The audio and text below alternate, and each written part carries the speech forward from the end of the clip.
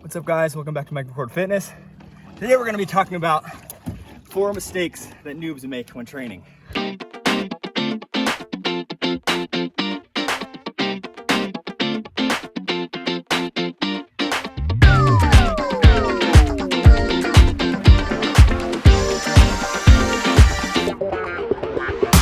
So this is kind of just stuff that I wish I would have known when I was younger, and 4 mistakes that I was definitely making.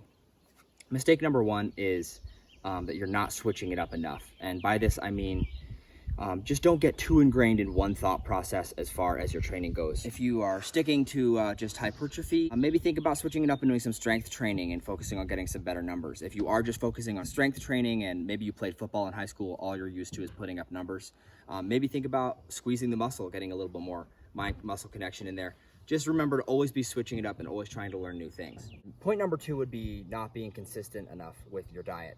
And I say consistent enough because it's not just about figuring out what you need to be eating or counting your macros on a day-to-day basis or even a week-to-week basis. It's more that you just need to be aware that your diet needs to change as your training changes and as you develop. So just always be aware that you can't just have one baseline that you stick to. You can't just count your macros for a day and think you're good. Always be aware that your diet needs to be changing with your training. It's not only getting the diet right, it's getting the diet right again and again. All right.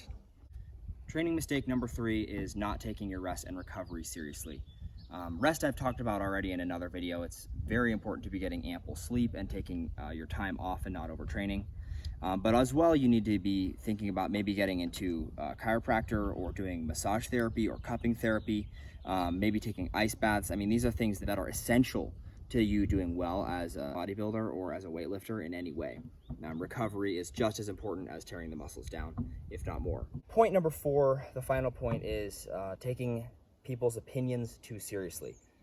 What I mean by this is that there's just a lot of information out there right now. There's a lot of influencers and a lot of people telling you how to do things and what to do and how to lift, and that's great. It's awesome that there's a lot of information out there, but just be aware that all advice should be taken with a grain of salt.